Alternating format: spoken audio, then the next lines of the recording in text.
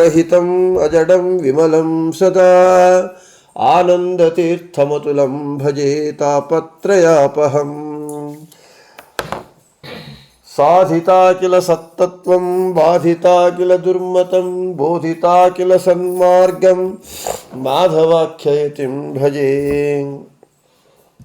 ಸಂಸ್ಥಾನ ರಕ್ಷಣೆ ಶೂರಾನ್ ಪ್ರಸನ್ನಾನ್ ರಾಘವಾರ್ಚನೆ ಪ್ರಣಮಾಮಿ ಗುರೂನ್ ನಿತ್ಯಂ ಪ್ರಸನ್ನ ಶೂರ ಮಾಧವಾನ್. ಪ್ರಸನ್ನ ಶೂರ ಮಾಧವ ಕರಾಬ್ಜೋತ್ಥಾನ್ ಯತೀಶ್ವರಾನ್ ವೀರರಾಮರತಾನ್ ವಂದೇ ವಿದ್ಯಾಸಾಗರ ಮಾಧವಾನ್. ಪೃಥ್ವೀಮಂಡಲ ಮಧ್ಯಸ್ಥಾಃ ಪೂರ್ಣಬೋಧಮತಾನುಗಾಃ ವೈಷ್ಣವಾಃ ವಿಷ್ಣುಹೃದಯಾಃ ತಾನ್ ನಮಸ್ಯೆ ಗುರೂನ್ ಮಮ. ಆಪಾದಮೌಳಿಪರ್ಯಂತಂ ಗುರುಣಾಮಾಕೃತಿಂ ಸ್ಮರೇತ್ ತೇನ ವಿಘ್ನಾಃ ಪ್ರಣಶ್ಯಂತಿ ಸಿದ್ಧ್ಯಂತಿ ಚ ಮನೋರಥಾಃ. ಶ್ರೀಗುರುಭ್ಯೋ ನಮಃ. ಹರಿ ಓಂ. ಓಂ ವಿಶ್ವಂ ವಿಷ್ಣುರ್ವಷಟ್ಕಾರೋ ಭೂತಭವ್ಯಭವತ್ಪ್ರಭುಃ ಭೂತಕೃದ್ಭೂತಭೃದ್ಭಾವೋ ಭೂತಾತ್ಮಾ ಭೂತಭಾವನಃ. ಸುಪ್ರಸಾದಃ ಪ್ರಸನ್ನಾತ್ಮ ವಿಶ್ವದೃಕ್ ವಿಶ್ವಭುಕ್ ವಿಭುಃ ಸತ್ಕರ್ತಾ ಸತ್ಕೃತಃ ಸಾಧುರ್ಜನ್ಹುರ್ನಾರಾಯಣೋ ನರಃ. ನಮ್ಮ ವಿಷ್ಣು ಸಹಸ್ರನಾಮ ಪಾಠದಲ್ಲಿ ನಾವು ನಿನ್ನೆ ದಿನ ನಾರಾಯಣ ಶಬ್ದವನ್ನು ನಾಮವನ್ನು ಹೇಳಿಕೊಂಡಿದ್ದೇವೆ. ನಾರಾಯಣ, ನಾರ ಎಂಬ ಶಬ್ದಕ್ಕೆ ಅನೇಕ ಅರ್ಥಗಳುಂಟು. ಆ ಅರ್ಥಗಳನುಸಾರ ಅವುಗಳಿಗೆ ಆಶ್ರಯನಾದವನು ಆದ ಕಾರಣ ಭಗವಂತನು ನಾರಾಯಣ ನಾಮವಾಚ್ಯನು ಅಂತ ಹೇಳ್ಕೊಂಡಿದ್ದೇವೆ. ಇನ್ನು ಜಿಜ್ಞಾಸೆ, ವೈದಿಕ ಮತಗಳು ಯಾವುದು ಅಂತ ಹೇಳಿದರೆ ಶಂಕರ, ರಾಮಾನುಜ, ಮಧ್ವಾಚಾರ್ಯರ ಮತಗಳು ವೈದಿಕ ಮತಗಳು. ವೈದಿಕ ಮತಗಳು ಅಂತ ಯಾಕೆ ಕರೀತಾರೆ ಅಂತ ಹೇಳಿದರೆ, ವೇದವನ್ನು ಪ್ರಮಾಣವಾಗಿ ಸ್ವೀಕಾರ ಮಾಡಿ ಅವರ ತತ್ವವನ್ನು ಹೇಳ್ತಾರಾದ ಕಾರಣ ವೈದಿಕ ಮತಗಳು. ಅಷ್ಟಕ್ಕೆ ಮುಂಚೆ ಬುದ್ಧ ಇವರೆಲ್ಲರೂ ಕೂಡ ವೇದ ಪ್ರಾಮಾಣ್ಯವನ್ನು ಒಪ್ಪದೇ ಇದ್ದರು. ಆದರೆ ಶಂಕರಾಚಾರ್ಯರು ಬಂದು ವೇದಗಳನ್ನು ಪ್ರಮಾಣವಾಗಿ ತಗೊಂಡು ಭಗವಂತ ವೇದವೇದ್ಯ ಅಂತ ಹೇಳ್ತಾ ವೇದದ ಪ್ರಾಮಾಣ್ಯದಿಂದ ಒಪ್ಪಿ ಶಂಕರಾಚಾರ್ಯರು ಬಂದರು. ಆಮೇಲೆ ರಾಮಾನುಜಾಚಾರ್ಯರು, ಕೊನೆಗೆ ಮಧ್ವಾಚಾರ್ಯರು. ಈ ಆಚಾರ್ಯತ್ರಯರು ಅವರು ಪ್ರತಿಪಾದಿಸಿರುವಂತಹ ಮತ ಅಂದರೆ ಇಲ್ಲಿ ಅಭಿಪ್ರಾಯ. ಆ ಮತ ವೈದಿಕ ಮತಗಳು. ಆಚಾರ್ಯತ್ರಯರು ಅಂದರೆ ಶಂಕರ, ರಾಮಾನುಜ, ಮಧ್ವಾಚಾರ್ಯರು ಮೂರು ಜನ ನಾರಾಯಣನ ಸರ್ವೋತ್ತಮತ್ವದ ಪ್ರತಿಪಾದಕರು. ನಮ್ಮ ಮಧ್ವಾಚಾರ್ಯರೊಬ್ಬರೇ ಅಲ್ಲ, ಹರಿಸರ್ವೋತ್ತಮ, ನಾರಾಯಣ ಸರ್ವೋತ್ತಮ ಅಂತ ಹೇಳುವವರು. ಆಚಾರ್ಯತ್ರಯರು ಮಧ್ವಾಚಾರ್ಯರ ಜೊತೆಗೆ ಶಂಕರ, ರಾಮಾನುಜಾಚಾರ್ಯರಿಬ್ಬರೂ ಕೂಡ ನಾರಾಯಣನ ಸರ್ವೋತ್ತಮತ್ವವನ್ನು ಒಪ್ಪಿದ್ದಾರೆ. ಆದರೆ ಇಲ್ಲಿ ಒಂದು ಪ್ರಶ್ನೆ. ಕೆಲವು ಕಡೆ ಶಂಕರಾಚಾರ್ಯರು ವಿಷ್ಣುವನ್ನು ಸ್ತೋತ್ರ ಮಾಡುವಾಗ ವಿಷ್ಣುವು ಸರ್ವೋತ್ತಮ ಅಂತ ಹೇಳ್ತಾರೆ. ಇತರ ದೇವತೆಗಳನ್ನು ಸ್ತೋತ್ರ ಮಾಡುವಾಗ ಅವರು ಸರ್ವೋತ್ತಮರೆಂದು ಹೇಳ್ತಾರೆ. ಈ ರೀತಿ ಶಂಕರಾಚಾರ್ಯರು ಹೇಳ್ತಾರೆ. ಹೀಗಿದ್ದಾಗ ಹೇಗೆ ಯಾರು ಸರ್ವೋತ್ತಮರು? ಯಾರನ್ನು ಸ್ತೋತ್ರ ಮಾಡಿದರೆ ಅವರೇ ಸರ್ವೋತ್ತಮರು ಅಂತ ಹೇಳಿದರೆ ಇಬ್ಬರು ಸರ್ವೋತ್ತಮರು ಇರಲಿಕ್ಕೆ ಸಾಧ್ಯವಿಲ್ಲ. ಒಬ್ಬನೇ ಸರ್ವೋತ್ತಮ, ಎಲ್ಲರಕ್ಕಿಂತ ದೊಡ್ಡವನಾದವನು ಒಬ್ಬನಿರ್ಲಿಕ್ಕೆ ಸಾಧ್ಯವೇ ಹೊರತು ಇಬ್ಬರು ಇರಲಿಕ್ಕಿಲ್ಲ. ಸ್ತೋತ್ರ ಮಾಡಿದವರೆಲ್ಲರನ್ನೂ ಕೂಡ ಸರ್ವೋತ್ತಮ ಅಂತ ಹೇಳೋದು ಹೇಗೆ ಅಂತಂದಾಗ ಆವಾಗ ಶಂಕರಾಚಾರ್ಯರು ಗೀತಾ ಭಾಷ್ಯವನ್ನು ಬರೆಯುವಾಗ ಆರಂಭದಲ್ಲಿ ಈ ರೀತಿ ಹೇಳ್ತಾ ಇದ್ದಾರೆ. ನಾರಾಯಣ ಪರೋ ಅವ್ಯಕ್ತಾತ್ ಅಂಡಂ ಅವ್ಯಕ್ತ ಸಂಭವಂ ಅಂಡಸ್ಯಾಂತಸ್ತ್ವಿಮೇ ಲೋಕಾಃ ಸಪ್ತದ್ವೀಪಾಚ ಮೇದಿನಿ ಎಂದು ನಾರಾಯಣ ಪರೋ ಅವ್ಯಕ್ತಾತ್ ಅಂಡಂ ಅವ್ಯಕ್ತ ಸಂಭವ. ಹೀಗೆ ನಾರಾಯಣನ ಒಂದು ಸರ್ವೋತ್ತಮತ್ವವನ್ನು ಪ್ರತಿಪಾದನೆ ಮಾಡುವಂತಹ ಮಂಗಳಾಚರಣ ಶ್ಲೋಕವನ್ನೇ ಮಾಡಿದ್ದಾರೆ. ಮತ್ತು ಈ ಭಗವದ್ಗೀತೆಯಲ್ಲಿ ಯೋ ಲೋಕತ್ರಯಮಾವಿಶ್ಯ ಬಿಭರ್ತ್ಯವ್ಯಯ ಈಶ್ವರ ಎಂಬುವಂತಹ ಆ ವಾಕ್ಯಕ್ಕೆ ವ್ಯಾಖ್ಯಾನ ಮಾಡ್ತಾ ಶಂಕರಾಚಾರ್ಯರು ಈಶ್ವರ ಎಂಬುವಂತಹ ಶಬ್ದಕ್ಕೆ, ಈಶ್ವರ ಎಂಬುದು ನಮಗೆಲ್ಲರಿಗೂ ತಿಳಿದಂತೆ ರುದ್ರನಲ್ಲಿ ಪ್ರಸಿದ್ಧ. ಈಶ್ವರ ಅಂದರೆ ರುದ್ರ ಅಂತೇಳಿ. ಆದರೆ ಆ ಈಶ್ವರ ಶಬ್ದಕ್ಕೆ ಶಂಕರಾಚಾರ್ಯರು ಭಾಷ್ಯದಲ್ಲಿ ಏನು ಬರೆದಿದ್ದಾರೆ ಅಂತ ಹೇಳಿದರೆ, ಅವರ ಭಾಷ್ಯದಲ್ಲಿ ಈಶನಶೀಲೋ ನಾರಾಯಣ ಅಂತ ವ್ಯಾಖ್ಯಾನ ಮಾಡಿದ್ದಾರೆ. ಅಂದರೆ ಈಶ್ವರ ಶಬ್ದಕ್ಕೆ ರುದ್ರನು ಅಂತ ಹೇಳಿದೆ, ಭಗವಂತ ನಾರಾಯಣ ಅಂತ ವ್ಯಾಖ್ಯಾನ ಮಾಡಿದ್ದಾರೆ. ಹೀಗೆ ಈ ಕಾರಣಗಳಿಂದ ಗೀತಾಭಾಷ್ಯದಲ್ಲಿ ಶಂಕರಾಚಾರ್ಯರು ನಾರಾಯಣನ ಸರ್ವೋತ್ತಮತ್ವವನ್ನು ಹೇಳೋದರಿಂದ ಗೀತಾಶಾಸ್ತ್ರ ಅಂದರೆ ಭಗವದ್ಗೀತಾ ಸರ್ವ ಉಪನಿಷತ್ತುಗಳ ಸಾರ ಅಂತ ಹೇಳ್ತಾರೆ. ಅದರ ಹಿಂದೆ ಪ್ರತಿಯೊಂದು ಅಧ್ಯಾಯದ ಕೊನೆಯಲ್ಲಿ ಬರುತ್ತೆ. ಸರ್ವ ಉಪನಿಷತ್ ಸಾರಭೂತವಾದಂತಹ ಭಗವದ್ಗೀತಾ ಶಾಸ್ತ್ರ ನಾರಾಯಣನ ಸರ್ವೋತ್ತಮತ್ವವನ್ನೇ ಹೇಳುತ್ತೆ ಅಂತ ಶಂಕರಾಚಾರ್ಯರು ಗೀತಾಭಾಷ್ಯದಲ್ಲಿ ಹೇಳಿದ್ದಾರೆ. ಹೀಗೆ ರಾಮಾನುಜಾಚಾರ್ಯರು ಕೂಡ ನಾರಾಯಣನು ಸರ್ವೋತ್ತಮ ಅಂತ ಹೇಳಿದ್ದಾರೆ. ಈ ರೀತಿಯಾಗಿ ಆಚಾರ್ಯತ್ರಯರು, ವೈದಿಕ ಮತಾಚಾರ್ಯರಾದಂತಹ ಶಂಕರ, ರಾಮಾನುಜ, ಮಧ್ವಾಚಾರ್ಯರು 3 ಜನ ಹರಿಸರ್ವೋತ್ತಮತ್ವವನ್ನೇ ಪ್ರತಿಪಾದನೆ ಮಾಡಿದ್ದಾರೆ. ಇನ್ನು ಬೃಹತಿ ಸಹಸ್ರದ ಪ್ರಕಾರ ನಾರಾಯಣನ ನಾಮ ಶಬ್ದದ ಅರ್ಥ ನೋಡೋಣ. ಓಂ ನಾರಾಯಣಾಯ ನಮಃ. ಓಂ ರುರೋಜ ಕವಿಭಿಃ ಕವಿಃ ಸನ್ ಸ ನೀವ್ಯಾಭಿರ್ಜರಿತಾರಮಚ್ಛಾಮಹೋ ವಾಜೇಭಿರ್ಮಹದ್ಭಿಶ್ಚ ಶುಷ್ಯೈಃ ಪುರುವೀರಾಭಿಃ ಅಂತ. ಸಹ ಅಂತಹ ನೀನು ಕವಿಭಿಃ ಜ್ಞಾನಿಗಳಿಂದ ಕೂಡಿ, ಕವಿಸ್ಸನ್ ಸ್ವತಃ ಸಂಪೂರ್ಣವಾಗಿ ಕವಿಯಾಗಿದ್ದು, ಆಸುರೀಹಿ ಅಸುರರ ಪಟ್ಟಣಗಳನ್ನು ರುರೋಜ ಮುರಿದಿ ನಾಶ ಮಾಡಿದ್ಯ, ಮುರಿದು ಮಹತ್ತರವಾದ ವಾಜೇಭಿಹಿ ಅನ್ನದಿಂದ, ಮಹದ್ಭಿಹಿ ಮಹತ್ತರವಾದ, ಶುಷ್ಮೈಹಿ ಬಲದಿಂದ, ಜರಿತಾರಂ ಸ್ತೋತ್ರ ಮಾಡುವನನ್ನು, ಅಚ್ಛ ಎದುರಿಗೆ, ನೀವ್ಯಾಭಿಹಿ ಹೊಸದಾದ, ಪುರುವೀರಾಭಿಹಿ ಬಹುಳ ಶಕ್ತಿಯುಳ್ಳಂತಹ ಒಡವಾದಿಗಳಿಂದ ಅನ್ನ ನೀಡಲು ಆಪ್ರಯಾಹಿ ಬೇಗ ಬಾ ಅಂತ. ಅಂದರೆ ಇನ್ನು ತಾತ್ಪರ್ಯ ನೋಡಿದರೆ, ಹೇ ಸ್ವಾಮಿ, ನೀನು ಜ್ಞಾನಿಗಳಿಂದ ಒಗ್ಗೂಡಿದ್ಯಾ, ಸ್ವಯಂ ನೀನು ಸರ್ವಜ್ಞನಾಗಿದ್ಯಾ. ಯುದ್ಧವು ಬಂದಾಗ ಶತ್ರುಗಳ ಪಟ್ಟಣಗಳನ್ನು ಪುಡಿ ಪುಡಿ ಮಾಡಿ ನಾಶ ಮಾಡಿದ್ಯಾ. ನಾವು ಸತ್ಕರ್ಮ ಮಾಡ್ತಾ ಅನ್ನದಾನ ಮಾಡೋಣ, ಉಳಿದವರಿಗೂ ಬಲ ತುಂಬೋಣ, ಒಟ್ಟಿಗೆ ಸ್ತೋತ್ರ ಮಾಡೋಣ, ಭಕ್ತರಾದವರೆಲ್ಲರೂ ಕೂಡ ಒಟ್ಟಿಗೆ ಸ್ತೋತ್ರ ಮಾಡೋಣ. ನೀನು ಎದುರಿಗೆ ಹೊಸದಾದ ಶಕ್ತಿಯನ್ನು, ಅನ್ನವನ್ನು ನೀಡೋದಕ್ಕಾಗಿ ನೀನು ಬೇಗನೆ ಬಾ ಅಂತ ಆ ಶ್ಲೋಕದ ತಾತ್ಪರ್ಯ. ಮಹೋ ವಾಜೇಭಿರ್ಮಹದ್ಭಿಶ್ಚ ಶುಷ್ಮೈಹಿ, ಮಹತ್ತರವಾದ, ವಾಜೇಭಿ ಅನ್ನಾದಿಗಳಿಂದಲೂ, ಮಹದ್ಭಿ ಎದ್ದು ಕಾಣುವ, ಶುಷ್ಮೆ ಬಲಗಳಿಂದಲೂ, ಜರಿತಾರಂ ಸ್ತೋತ್ರುವಿಗೆ ಅನುಗ್ರಹಿಸು ಎನ್ನುವ ಈ ಮಂತ್ರ ಭಾಗ.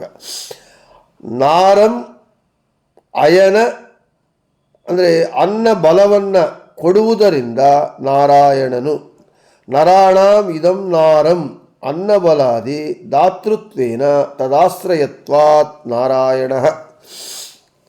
ನರರಿಗೆ ಅನ್ನ ಬಲವನ್ನು ನೀನು ಕೊಡೋದರಿಂದ ನೀನು ನಾರಾಯಣನು ಅಂತ ನಿನಗೆ ನಾಮವು ಅಂತ ಹೆಸರು ಬಂದಿದೆ ಅಂತ ಬೃಹತಿ ಸಹಸ್ರದ ಪ್ರಕಾರ. ಆದರೆ ಇನ್ನು ಈ ಶ್ಲೋಕದಲ್ಲಿ ಕೊನೆಯ ನಾಮ ನರಹ. ನಾವು ಕೇಳ್ತಾ ಇರ್ತೇವೆ ನರನಾರಾಯಣರು ಅಂತ. ನರಹ, ಈ ನರಶಬ್ದ ನಾಮ. ನ ರೀಯತೆ ಕ್ಷೀಯತೆ ನ ರಿಷ್ಯತಿ ನಶ್ಯತಿ ಇತಿವಾ ನರಹ. ಯಾವುದೇ ರೀತಿಯ ನಾಶಕ್ಕೆ ಒಳಗಾಗದೇ ಇರುವವನು ಆದ ಕಾರಣ ಭಗವಂತನಿಗೆ ನರಹ ಅಂತ ಹೆಸರು. ನಾವು ನರರು ಅಂದರೆ ನರ ಅಂದರೆ ಮನುಷ್ಯ, ನಾವು ನರರು ಅಂತ ಹೇಳ್ತೇವೆ. ಆದರೆ ನಾವು ನಾಶಕ್ಕೆ ಒಳಗಾಗುವವರು. ಭಗವಂತನಿಗೆ ನರಹ ಅಂತಂದಾಗ ಅವನಿಗೆ ಯಾವುದೇ ರೀತಿಯ ನಾಶಕ್ಕೆ ಒಳಗಾಗದೇ ಇರುವವನಾದ ಕಾರಣ ಭಗವಂತನಿಗೆ ನರಹ ಅಂತ ಹೆಸರು. ನ ಪರಿವರ್ತತೆ ಇತ್ಯಸ್ಮಿನ್ನರ್ಥೇ ಲಾ ಪರಿವರ್ತನೆ ಧಾತೋ ನಂಗ್ ಪೂರ್ವಕಾತ್ ಕಪ್ ಪ್ರತ್ಯಯೇ ರ ಲಯೋರಭೇದಾತ್ ನರಹ ಇತಿ ಸಿದ್ಧ್ಯತಿ ಅಂತ ಹೇಳ್ತಾರೆ. ಅಂದರೆ ನಿರ್ವಿಕಾರನಾಗಿರುವವನು, ಯಾವ ವಿಕಾರವೂ ಇಲ್ಲದೇ ಇರುವವನು ಆದ ಕಾರಣ ಭಗವಂತನಿಗೆ ನರಹ ಅಂತ ಹೆಸರು.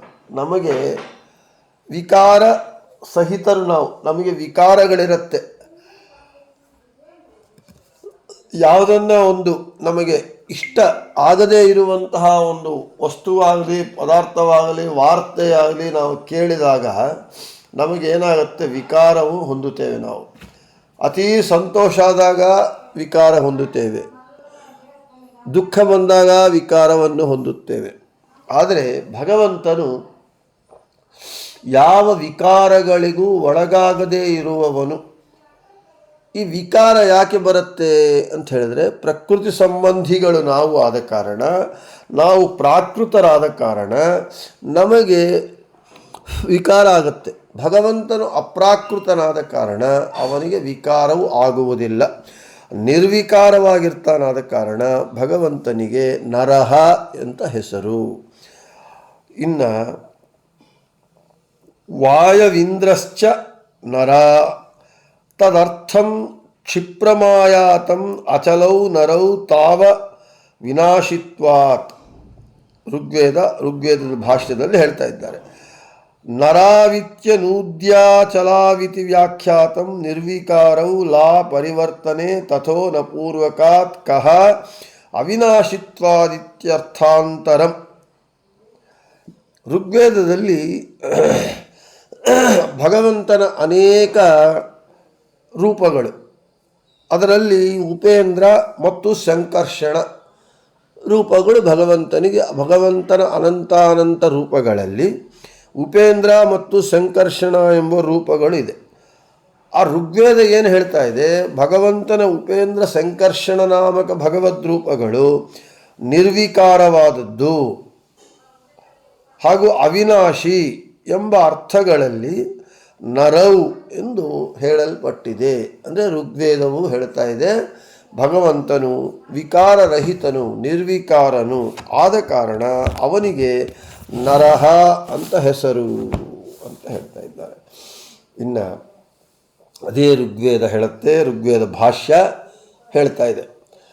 ತದಾ ಕ್ಷತ್ರಶ್ರಿಯಂ ನರಮಾವರುಣಂ ಕರಾಮಹೆ ಅಥೋ ಅಖಿಲ ಕ್ಷತ್ರ ಪ್ರತಿಮಾಹ್ವಯಾಮಃ ಕದಾ ವಯಂ ಅವಿನಾಶಿನಂ ನರಂ ನ ರಿಷ್ಯತೀತ್ಯವಿನಾಶಿನಂ. ಹಾಗೆ ಭಗವಂತ ವರುಣ ನಾಮಕ ಭಗವಂತನಿಗೆ ವರುಣ ಅಂತ ಹೆಸರು. ವರುಣ ನಾಮಕ ಭಗವಂತನಿಗೆ ಅವಿನಾಶಿ ಎಂಬ ಅರ್ಥದಲ್ಲಿ ನರ ಎಂದು ಹೇಳಲ್ಪಟ್ಟಿದೆ. ಇದು ಕೂಡ ಋಗ್ವೇದ ಮತ್ತು ಋಗ್ವೇದ ಭಾಷ್ಯ ಟೀಕಾ. ಇದರಲ್ಲಿ ವರುಣನಾಮಕ ಭಗವಂತನಿಗೆ ಅವಿನಾಶಿ ಅಂದರೆ ನಾಶರಹಿತನು ಎಂಬ ಅರ್ಥದಲ್ಲಿ ಅವನಿಗೆ ನರ ಅಂತ ಹೆಸರು ಬಂದಿದೆ ಅಂತ ಹೇಳ್ತಾ ಇದ್ದಾರೆ. ಇನ್ನು ನಾರಾಯಣಾಧ್ಯಾತ್ಮ ಗ್ರಂಥ ನಮಗೆ ಈ ರೀತಿಯಾಗಿ ಹೇಳ್ತಾ ಇದೆ. ಸೋ ಆಪೋ ಅಸೃಜತ್ ತಥೋ ನಾರಾ ನರೋ ಅನಾಶಾತ್ ಪರೋಯತಃ. ಮತ್ತು ಭಾಗವತ ತಾತ್ಪರ್ಯ ನಿರ್ಣಯದಲ್ಲಿ ಹೇಳ್ತಾ ಇದ್ದಾರೆ, ನಾರಾಯಣಾಧ್ಯಾತ್ಮ ಗ್ರಂಥದ ವಾಕ್ಯವನ್ನು ಭಾಗವತ ತಾತ್ಪರ್ಯ ನಿರ್ಣಯದಲ್ಲಿ ಆಚಾರ್ಯರು ಉಲ್ಲೇಖ ಮಾಡಿದ್ದಾರೆ. ನೀರಿಗೆ ನಾರ ಅಂತ ಹೆಸರಿದೆ. ಆ ನಾರ ಎಂಬ ಹೆಸರಿದೆ. ನಾವು ಇಷ್ಟ ಮುಂಚೆ ಹೇಳಿಕೊಂಡಂತೆ ನಾರ ಅಂಥೇಳಿ. ಆ ನೀರಿಗೆ ನಾರ ಎಂಬ ಹೆಸರು ಯಾಕೆ ಬಂತು ಅಂತ ಅದರ ಔಚಿತ್ಯವನ್ನು ಹೇಳ್ತಾ, ಭಗವಂತನು ಯಾವುದೇ ರೀತಿಯಾದ ನಾಶಕ್ಕೆ ಒಳಗಾಗದೆ ಇರುವವನಾದ ಕಾರಣ ಅವನಿಗೆ ನರ ಅಂತ ಹೆಸರು ಅಂತ ನಾರಾಯಣಾಧ್ಯಾತ್ಮ ಗ್ರಂಥ ಹೇಳಿದೆ ಅಂತ ಹೇಳ್ತಾ ಇದ್ದಾರೆ. ಇನ್ನು ಆತ್ಮ ನ ರಿಷ್ಯತಿ ಬೃಹದಾರಣ್ಯಕೋಪನಿಷತ್ತು. ನ ಚ ನಾಶೋ ಅಭವತ್ ಕ್ವಾಪಿ ನ ಶಿಷ್ಯತಿ ಚ ಕ್ವಚಿತು ಬೃಹದಾರಣ್ಯಕ ಉಪನಿಷತ್ ಭಾಷ್ಯ ಹೇಳುತ್ತೆ. ಭಗವಂತನು ಸರ್ವ ವಿಲಕ್ಷಣನು. ಹೌದು, ಭಗವಂತನು ವಿಲಕ್ಷಣನು. ಯಾಕೆ? ಅವನು ಅಪ್ರಾಕೃತನು, ಪ್ರಕೃತಿ ಸಂಬಂಧ ಇಲ್ಲದೇ ಇರುವವನು. ಆದ ಕಾರಣ ಸರ್ವ ವಿಲಕ್ಷಣನಾಗಿದ್ದಾನೆ. ಸರ್ವ ವಿಲಕ್ಷಣನು ಅಂತ ತಿಳಿಸಿದಂತಹ ಯಾಜ್ಞವಲ್ಕ್ಯರು ಭಗವಂತನ ಅಸಾಧಾರಣವಾದ ಲಕ್ಷಣಗಳನ್ನು ನಿರೂಪಣೆ ಮಾಡ್ತಾ, ಭಗವಂತನು ಎಂದೆಂದೂ ಎಲ್ಲೂ ಯಾವಾಗಲೂ ಎಲ್ಲೂ ನಾಶಕ್ಕೆ ಒಳಗಾಗುವುದಿಲ್ಲ ಅಂತ ತಿಳಿಸಿಕೊಡ್ತಾ ಇದ್ದಾರೆ. ಯಾವಾಗಲೂ ಎಂದೂ ಕೂಡ ಎಲ್ಲಿ ಎಂದು ನಾಶಕ್ಕೆ ಒಳಗಾಗದೇ ಇರುವವನಾದ ಕಾರಣ ಭಗವಂತನಿಗೆ ನರಹ ಅಂತ ಹೆಸರು. ಇನ್ನು ಜೀವರನ್ನು ನೃಣಾತಿ ನಾನಾ ಸ್ವಭಾವಾನ್ ಜೀವಾನ್ ನಯತಿ ಪ್ರೇರಯತೀತಿ ಯಾವತ್ ನರಹ. ಬೇರೆ ಬೇರೆ ಚಟುವಿಕೆಗಳಲ್ಲಿ ಜೀವರನ್ನು ಪ್ರೇರೇಪಿಸುವವನು. ಹೌದು, ತ್ರಿವಿಧ ಜೀವನ. ಅದಕ್ಕೆ ಹೇಳಿದರು ನಾನಾ ಸ್ವಭಾವಾನ್ ಜೀವಾನ್. ಸಾತ್ವಿಕ, ರಾಜಸ, ತಾಮಸ ಜೀವರಾಶಿಗಳು. ಆ ತ್ರಿವಿಧ ಜೀವರಾಶಿಗಳಲ್ಲಿ ಕೂಡ ಮತ್ತು ಒಂದೊಂದರಲ್ಲಿ ಮೂರು ಸಾತ್ವಿಕ ಸಾತ್ವಿಕ ರಾಜಸ, ಸಾತ್ವಿಕ ತಾಮಸ, ರಾಜಸ ಸಾತ್ವಿಕ, ರಾಜಸ ರಾಜಸ ತಾಮಸ, ತಾಮಸ ಸಾತ್ವಿಕ, ತಾಮಸ ರಾಜಸ, ತಾಮಸ ತಾಮಸ. ಈ ರೀತಿಯಾಗಿ ವಿವಿಧ ನಾನಾ ಸ್ವಭಾವವುಳ್ಳ ಜೀವರನ್ನು ಬೇರೆ ಬೇರೆ ಚಟುವಟಿಕೆಗಳಲ್ಲಿ, ಬೇರೆ ಬೇರೆ ಕಾರ್ಯಗಳಲ್ಲಿ ಪ್ರೇರಿಸುವವನಾದ ಕಾರಣ ಭಗವಂತನಿಗೆ ನರಹ ಅಂತ ಹೆಸರು. ಯಾಕೆ? ಭಗವಂತ ಅವರವರ ಸ್ವಭಾವಕ್ಕೆ ಅನುಗುಣವಾಗಿ ಅವರವರ ಕರ್ಮಾನುಸಾರ ಜೀವರನ್ನು ಕರ್ಮಗಳಲ್ಲಿ ಬಿಂಬರೂಪಿಯಾಗಿ ಪ್ರೇರಣೆ ಮಾಡಿ ತಾನು ಮಾಡಿಸುತ್ತಾನೆ. ಆ ಕರ್ಮ ಫಲಗಳನ್ನು ಅವರಿಗೆ ಕೊಡ್ತಾನೆ. ಮುಂದಿನ ಪ್ರಮಾಣ ಅದೇ ಹೇಳ್ತಾ ಇದೆ. ಏನು? ನೃಣಾತಿ ತತ್ತತ್ ಕರ್ಮಾನುಗುಣಂ ತತ್ಫಲಂ ನಯತಿ ಪ್ರಾಪಯತೀತಿ ಯಾವತ್ ನರಹ. ಜೀವರ ಆಯಾ ಕರ್ಮಗಳಿಗೆ ಅನುಗುಣವಾಗಿ ಫಲವನ್ನು ಹೊಂದಿಸುವವನು ಆದ ಕಾರಣ ಭಗವಂತನಿಗೆ ನರಹ ಅಂತ ಹೆಸರು. ನಮಗೊಂದು ಗಾದೆ ಇದೆ, ಬುದ್ಧಿ ಕರ್ಮಾನುಸಾರಿಣಿ ಅಂತೇಳಿ. ನಮ್ಮ ಬುದ್ಧಿ ನಮ್ಮ ಕರ್ಮಾನುಸಾರ ಇರುತ್ತೆ ಅಂತೇಳಿ. ಹಾಗೆ ಭಗವಂತ ಆಯಾ ಜೀವರ ಇಲ್ಲಿಯವರೆಗೂ ಹೇಳಿಕೊಂಡಿರುವಂತಹ 3 ವಿಧ ಜೀವರಾಶಿಗಳು, ಆ 3 ವಿಧ ಜೀವರಾಶಿಗಳಲ್ಲಿ ಮತ್ತು 3 ಉಪವಿಭಾಗಗಳು ಅಂದರೆ ನಾನಾ ಸ್ವಭಾವಗಳು ಉಳ್ಳ ಜೀವರಾಶಿಗಳನ್ನು ಅವರವರ ಕರ್ಮಾನುಸಾರ ಅವರವರ ಸ್ವಭಾವಾನುಸಾರ ಭಗವಂತ ಅವರಿಂದ ಕರ್ಮಗಳನ್ನು ಮಾಡಿಸಿ ಅವರವರಿಗೆ ಅವರವರ ಕರ್ಮಗಳನ್ನು ಒದಗಿಸುತ್ತಾನೆ. ಆದ ಕಾರಣ ಭಗವಂತನಿಗೆ ನರಹ ಅಂತ ಹೆಸರು.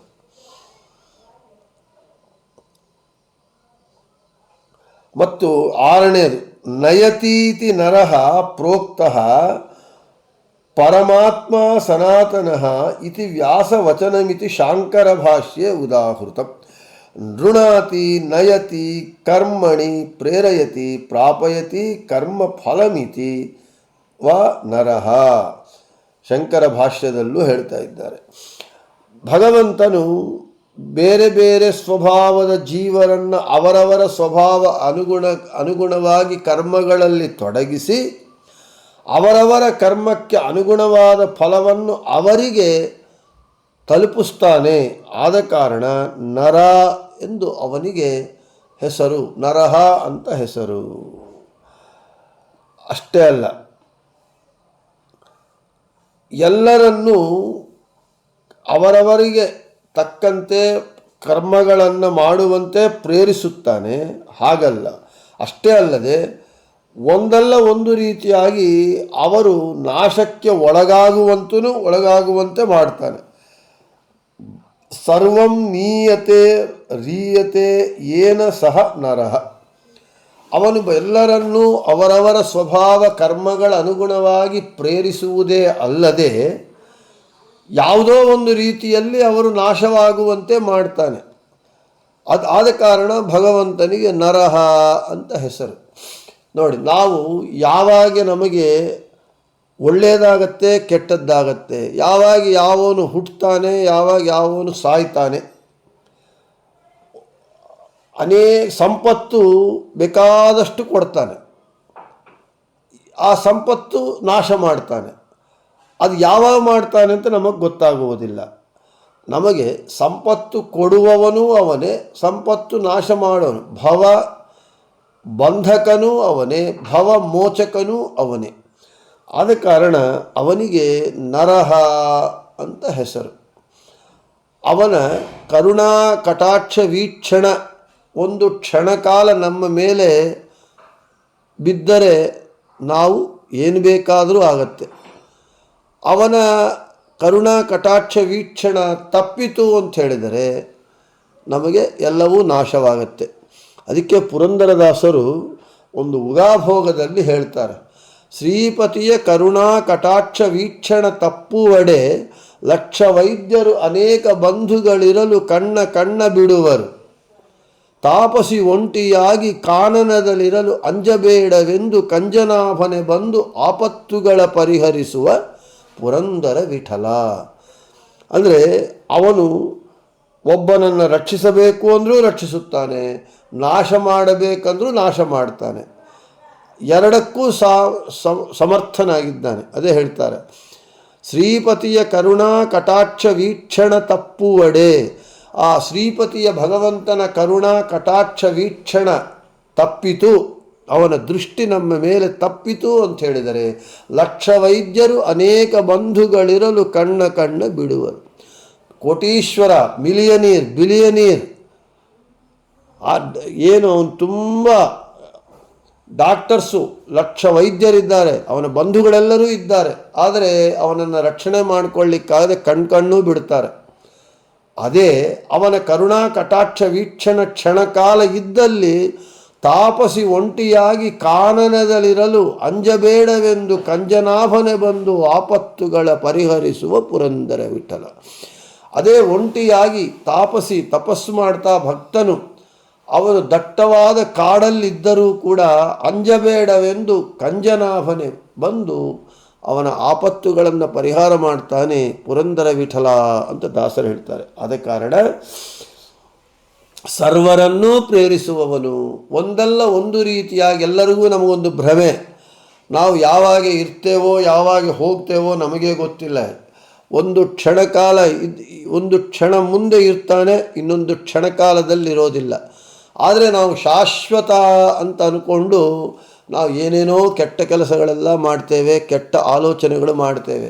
ಆದರೆ ಯಾವಾಗ ನಮ್ಮನ್ನು ನಾಶ ಮಾಡ್ತಾನೆ, ಯಾವಾಗ ನಮಗೆ ಅವನು ಜನ್ಮ ಕೊಡ್ತಾನೆ ಎಂಬುದೇ ಗೊತ್ತಿಲ್ಲ. ಅದು ಎಲ್ಲ ಭಗವಂತನ ಒಂದು ಲೀಲೆ. ಗೊತ್ತು ಅವನಿಗೆ ಪ್ರತಿಯೊಬ್ಬರ ಯಾರನ್ನು ಯಾವಾಗ ಹುಟ್ಟಿಸಬೇಕು, ಯಾವಾಗ ಅವನನ್ನು ಒಬ್ಬನನ್ನು ಮರಣ ಕೊಡಬೇಕು ಅಂಥೇಳಿ. ಆದ ಕಾರಣ ಈ ಕ್ಷಣದಲ್ಲಿ ನೋಡಿರ್ತೇವೆ ನಾವು ಮನುಷ್ಯನನ್ನು ಜೀವಂತವಾಗಿ, ಮರುಕ್ಷಣದಲ್ಲಿ ನಾವು ನೋಡಿರಲ್ಲ. ಇದಕ್ಕೆ ನಮ್ಮ ಸ್ವಾಮಿಗಳೇ ಪ್ರತ್ಯಕ್ಷ ಸಾಕ್ಷಿ. ನಾವು ಕಣ್ಣಾರ ನೋಡಿದ್ದೇವೆ, ಪ್ರತ್ಯಕ್ಷ ಸಾಕ್ಷಿಗಳು. ಅವರು ಹರಿಪದ ಸೇರೋದಕ್ಕಿಂತ ಜಸ್ಟ್ ಒಂದು 2 ಮಿನಿಟ್ಸ್ ಬಿಫೋರ್ ನನ್ನ ಜೊತೆಗೆ ಮಾತಾಡಿದ್ದಾರೆ. ಅವರು ರಿಮೋಟ್ ತೊಗೊಂಡು ಫ್ಯಾನ್ ಆನ್ ಮಾಡ್ಕೊಳ್ಳಿಕ್ಕೆ ಹೋದ್ರೆ ಆನ್ ಆಗಲಿಲ್ಲ. ಸ್ವಿಚ್ ಹಾಕು ಅಂತಂದರು. ಸ್ವಿಚ್ ಹಾಕಿದರೆ ಅವರೇ ರಿಮೋಟ್ ಆನ್ ಮಾಡಿ ಫ್ಯಾನ್ ಹಾಕ್ಕೊಂಡ್ರು. ನಾಳೆ ಏಕಾಸಿ ಅಲ್ವಾ ಅಂತಂದರು. ಹೌದು ಸ್ವಾಮಿ ಅಂತ ಹೇಳಿದೆ. ಅಷ್ಟೇ 1 ನಿಮಿಷ ಈಗ ಹೊರಗೆ ಬಂದೆ, ಅಷ್ಟೊತ್ತಿಗೆ ಸ್ವಾಮಿಗಳು ಹರಿಪದ ಸೇರಿದ್ದಾರೆ. ಆದ ಕಾರಣ ಒಂದಲ್ಲ ಒಂದು ರೀತಿಯಾಗಿ ನಾಶವನ್ನು ಕೊಡುವವನು, ಜೀವನು ನಾಶಕ್ಕೆ ಒಳಗಾಗುವಂತೆ ಮಾಡುವವನಾದ ಕಾರಣ ಅವನಿಗೆ ನರಹ ಅಂತ ಹೆಸರು. ಅಷ್ಟೇ ಅಲ್ಲ, ಜೀವರ ಕ್ಲೇಶಾದಿಗಳನ್ನು ನಾಶಪಡಿಸುವವನು. ಅದೇ ಹೇಳ್ತಾರೆ, ನಕಾರೋ ವಾಚ್ಯ ಕ್ಲೇಶಾದಿಕ್ಷಯಾತ್ ನರಹ. ಈ ಜೀವರ ಕ್ಲೇಶ, ದುಃಖ ಮೊದಲಾದ ಕಷ್ಟ ನಷ್ಟಗಳನ್ನು, ಕಷ್ಟ ಕಾರ್ಪಣ್ಯಗಳನ್ನು ನಾಶ ಮಾಡುವವನಾದ ಕಾರಣ ಅವನು ನರಹ ಅಂತ ಅವನಿಗೆ ಹೆಸರು. ಅದಕ್ಕೆ ಗಾದೆ ಇದೆ, ಸಂಕಟ ಬಂದಾಗ ವೆಂಕಟರಮಣ ಅಂತೇಳಿ. ನಮಗೆ ಕಷ್ಟಗಳು ಬಂದಾಗ, ಸಂಕಟಗಳು ಬಂದಾಗ ಆ ವೆಂಕಟರಮಣನನ್ನು ನಾವು ಆಶ್ರಯ ಹೊಂದುತ್ತೇವೆ. ಇನ್ನು ನರೋ ನಾರಾಯಣಶ್ಚೈವ ಹರಿಹಿ ಕೃಷ್ಣಸ್ತತೈವ ಚ. ನರ, ನಾರಾಯಣ, ಹರಿ ಹಾಗೂ ಕೃಷ್ಣ ಎಂಬವರು 4 ಜನ ಯಮಧರ್ಮರಾಜನ ಮಕ್ಕಳು. ಆ 4 ಜನ ಮಕ್ಕಳಲ್ಲಿ ನಾರಾಯಣ, ಹರಿ, ಕೃಷ್ಣ ಈ 3 ಜನ ಸಾಕ್ಷಾತ್ತಾಗಿ ಭಗವಂತನೇ ಆಗಿದ್ದಾನೆ, ಭಗವಂತನ ಅವತಾರವೇ ಆಗಿದ್ದಾರೆ ಈ 3. ಆದರೆ ನರನು, ಈ ನರನಾರಾಯಣ ಹರಿಕೃಷ್ಣರಲ್ಲಿ ನರ ಎಂಬುವವನು ಸಾಕ್ಷಾತ್ ಭಗವಂತನಲ್ಲ, ಶೇಷನು, ಶೇಷದೇವರು ನರನಾಗಿ ಅವತಾರ ಮಾಡಿದ್ದಾರೆ. ಆ ನರನಲ್ಲಿ ನರ ಎಂಬ ಹೆಸರುಳ್ಳ ಭಗವಂತನು ಸನ್ನಿಹಿತನಾಗಿದ್ದಾನೆ ವಿಶೇಷವಾಗಿ. ಆದ ಕಾರಣ ಎಂದು ಷಾಡ್ಗುಣ್ಯ ಎಂಬ ಗ್ರಂಥ ನಮಗೆ ತಿಳಿಸಿಕೊಡ್ತಾ ಇದೆ. ಈ ರೀತಿಯಾಗಿ ನರಹ ಅಂತ ಭಗವಂತನಿಗೆ ಹೆಸರು ಅಂತ ಹೇಳ್ತಾ ಇದ್ದಾರೆ. ಇಲ್ಲಿ ಜಿಜ್ಞಾಸೆ, ಯಮದೇವರಿಗೆ 4 ಮಕ್ಕಳು ಹರಿ, ಕೃಷ್ಣ, ನಾರಾಯಣ ಅಂಥೇಳಿ. ಈ 4 ಮಕ್ಕಳಲ್ಲಿ ನಮಗೆ ನಾರಾಯಣ, ಕೃಷ್ಣ, ನಾರಾಯಣ, ಹರಿ ಈ 3 ಸಾಕ್ಷಾತ್ ಭಗವಂತನ ಅವತಾರಗಳು. ನರ ಮಾತ್ರ ಆವೇಶಾವತಾರ. ನರನಲ್ಲಿ ಭಗವಂತನ ಆವೇಶವಿದೆ ಹೊರತು ಸಾಕ್ಷಾತ್ ನಾರಾಯಣನ ಅವತಾರವಲ್ಲ. ಇದು ಶಾಸ್ತ್ರ ಹೇಳ್ತಾ ಇದೆ. ಯಾಕೆ ಅಂತ ಹೇಳಿದ್ರೆ, ಹರಿ, ಕೃಷ್ಣ, ನಾರಾಯಣನು ಈ 3 ಜನ ಭಗವದ್ರೂಪ ಅಂತ ಹೇಳಿ ನರನನ್ನು ಯಾಕೆ ಆವೇಶಾವತಾರ ಅಂತ ಹೇಳಬೇಕು, ಭಗವಂತನ ಅವತಾರ ಅಂತ ಯಾಕೆ ಹೇಳಬಾರದು ಅಂತ ಹೇಳಿದರೆ, ನಾರಾಯಣನು ಇವಾಗ ನರನು ತಪಸ್ಸು ಮಾಡಿದ್ದಾನಾದ ಕಾರಣ ನಾರಾಯಣ ದೇವರು ಅಂತ ಹೇಳಬಾರದು. ಅಂದರೆ ನಾರಾಯಣನೂ ಕೂಡ ತಪಸ್ಸು ಮಾಡಿದ್ದಾನೆ. ಆದ ಕಾರಣ ಇಲ್ಲಿ ನಾರಾಯಣನು, ನರನಾರಾಯಣರಲ್ಲಿ ನಾವು ಹೇಳ್ತೇವೆ ನರನಾರಾಯಣರ ದರ್ಶನ, ನರನಾರಾಯಣರು ಅಂಥೇಳಿ. ನಾರಾಯಣನ ಸಾಕ್ಷಾತ್ ಭಗವಂತನ ಅವತಾರ, ನರನು ನರನಾಮಕ ಭಗವಂತನ ಆವೇಶವುಳ್ಳಂಥದ್ದು ನರನು. ನರನಲ್ಲಿ ಭಗವಂತನ ಆವೇಶವಿದೆ, ಸಾಕ್ಷಾತ್ ಭಗವಂತನ ಅವತಾರವಲ್ಲ ಅಂತ ಇಲ್ಲಿ ಹೇಳ್ತಾ, ಇನ್ನು ಓಂ ನರಾಯ ನಮಃ ಬೃಹತಿ ಸಹಸ್ರದ ಪ್ರಕಾರ ಓಂ ವೃಷಭಕ್ಷಿತೀನಾಮ ಗಿರ್ವಣ ಸುವಿತಾಯ ಪ್ರಯಾಹಿ ಸ ಸರ್ಗೇಣ ಶವಸಾ ತಕ್ತೋ ಅತ್ಯೈರಪ ಇಂದ್ರೋ ದಕ್ಷಿಣಸ್ತುರಾಶಾಟ್.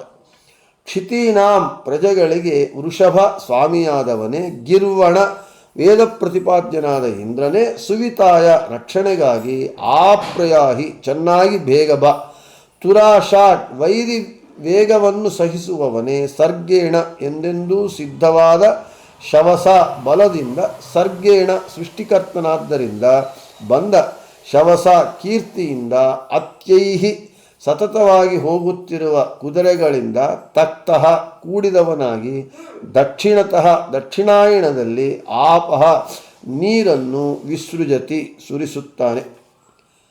ಇನ್ನು ತಾತ್ಪರ್ಯ, ಹೇ ಸ್ವಾಮಿ, ನೀನು ಪ್ರಜೆಗಳಿಗೆಲ್ಲ ಸ್ವಾಮಿಯಾಗಿದ್ಯಾ, ಪ್ರಭುವಾಗಿದ್ಯಾ, ನೀನು ನಿಖಿಲ ವೇದ ಪ್ರತಿಪಾದ್ಯನಾಗಿದ್ಯಾ, ನೀನು ಬಂದರೆ ನಮಗೆಲ್ಲ ರಕ್ಷಣೆ ಇರುತ್ತೆ, ನೀನಿದ್ದರೆ ನಮಗೆ ರಕ್ಷಣೆ. ಇಷ್ಟಕ್ಕೆ ಮುಂಚೆ ನಾವು ಹೇಳಿಕೊಂಡಂತೆ ನೀನು ವೈರಿಗಳ ವೇಗವನ್ನು ತಡೆಯುವ ಶಕ್ತಿ ಇದೆ ನಿನಗೆ, ನೀನು ಬಲ್ಲವನು, ಬಲಿಷ್ಠನಾಗಿದ್ಯಾ. ಈ ಬಲ ನಿನಗೆ ಹೇಗೆ ಬಂತು? ವರಬಲದಿಂದ ಬರಲಿಲ್ಲ. ಯಾರನ್ನ ಒಂದು ವರದಿಂದ ಬಲ ಪಡೆದರೆ ಅದು ಸೀಮಿತವಾಗಿರುತ್ತೆ. ನಿನ್ನ ಬಲ ಸ್ವಾಭಾವಿಕವಾದದ್ದು.